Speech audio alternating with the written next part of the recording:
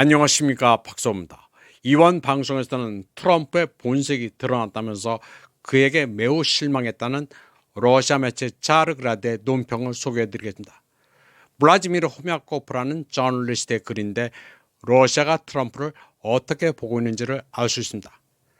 트럼프의 미국 내 집권과 그가 주장하는 전통적 가치로 회귀, 평화 유지 같은 소리에 기대를 걸었지만 지금 보면 죄다 농담처럼 보인다고 그는 지적했습니다.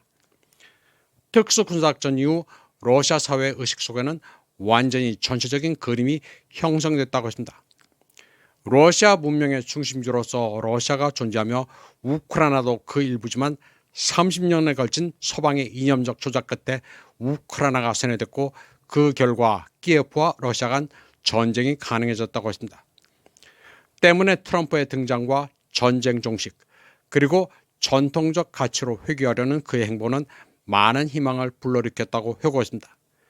그래서 러시아의 친서방 엘리트들은 서방과 평화를 이루고 모든 것을 예전처럼 할 수 있을 것이라는 순진한 희망을 품고 있었지만 그러한 희망은 산산조각났다고 호미아코프는 말했습니다.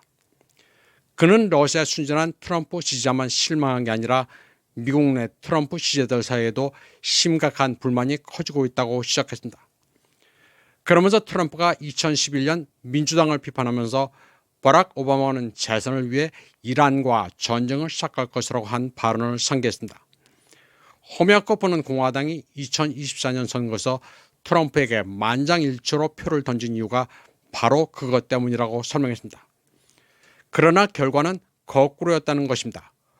호미아코프는 2025년 트럼프가 이스라엘과 그의 친구 네타냐후를 지지하면서 이란에 대한 정당한 이유 없는 전쟁을 개시했다고 시작했습니다. 그러나 이는 예측 가능한 일이었다고 했습니다. 트럼프는 오랫동안 가장 친이스라엘적인 미국 대통령으로 불려왔고 그의 딸 이방카와 사위 제렛 쿠슈너는 유대인이었다고 시작했습니다. 그러나 12일간의 전쟁은 아무 결과도 없이 끝났고 각 세력은 스스로를 승자로 선언했기 때문에 트럼프는 승자가 되지 못했다고 호미아코프는 말했습니다. 그는 또 트럼프가 평화의 중재자라는 이미지에도 문제가 있다면서 네타냐후가 트럼프를 노벨 평화상 후보로 추천했다는 것도 황당하다고 말했습니다.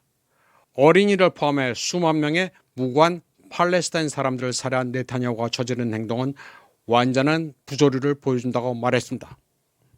호미아코프는 트럼프의 우크라이나 평화 구상도 실패했다면서 그가 협상 논의 중에 우크라이나에 대한 무기 공급을 재개했다고 말했습니다. 러시아 국제문제 전문가 안드레이 코시큐는 트럼프가 본질적으로 사업가라면서 그는 협상 전 내가 최고야. 난 뭐든 할 수 있어 라고 떠든 뒤 협상 후에는 결과와 상관없이 내가 이겼어. 난 위대해 라는 식으로 허풍을 친다고 말했습니다. 이란 전쟁도 그랬고 그린란드, 파나마, 우크라이나도 그런 식이라고 설명했습니다. 그는 트럼프가 1년 안에 한 일이라고는 멕시코만을 아메리칸 걸프로 바꾼 것밖에 없다고 시작했습니다. 호미아코프는 트럼프의 선거 공약과 실제 행동 사이에 현저한 불일치로 인해 수많은 공화당 유권자들뿐만 아니라 그의 측근들도 등을 돌렸다고 말했습니다. 터커 카슨, 머저리 테일러, 스티브 배넌, 심지어 이란의 핵무기 개발 증거가 없다고 주장하는 국가정보국장 털시 게버드까지 트럼프와 사이가 틀어졌다고 말했습니다. 하지만 가장 큰 화제는 트럼프와 그의 선거에서 가장 두드러진 인물이었던 사업가 일론 머스크 사이의 결별과 그에 따른 격렬한 대립이었다고 했습니다.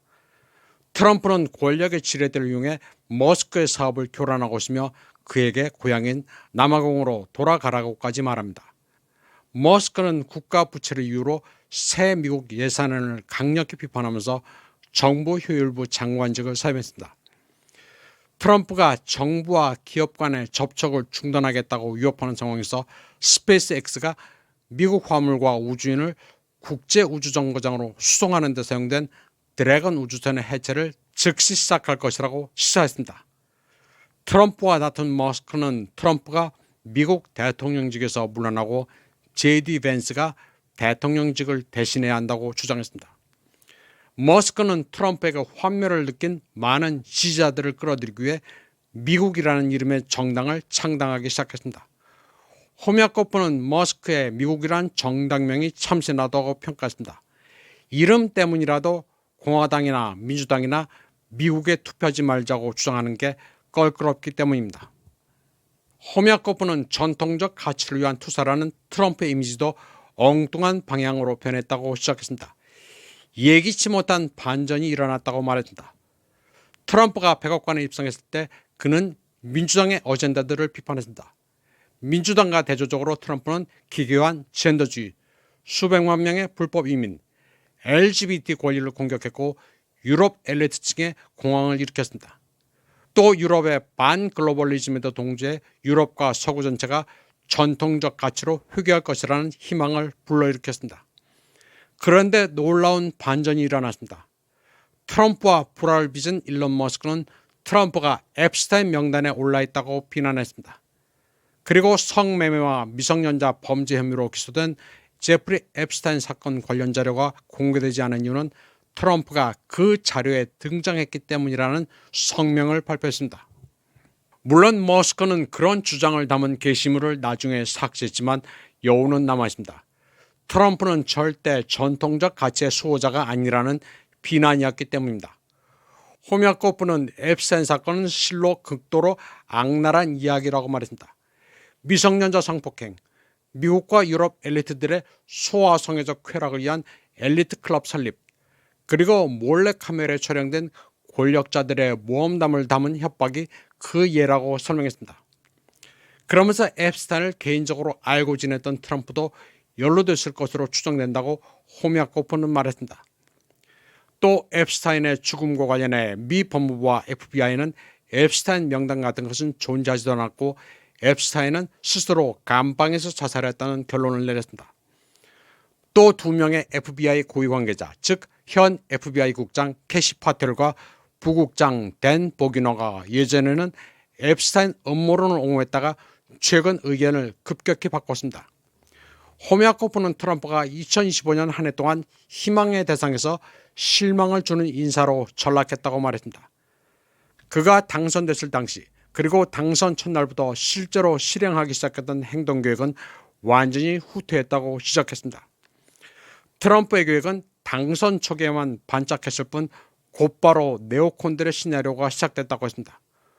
호미아코프는 철학자 알렉산드르 두긴을 이용해 트럼프는 빌 클린턴, 주니어 부시, 버락 오바마, 조 바이든을 혼합한 형태로 빠르게 변하고 있다고 말했습니다. 그러면서 트럼프의 정치적 실패와 그에 대한 미국 내 반응은 47대 미국 대통령에 대한 유권자들의 모든 희망이 산산조각 났음을 명백히 보여준다고 했습니다. 이번 방송은 여기까지 하겠습니다. 시청해주신 여러분 감사합니다.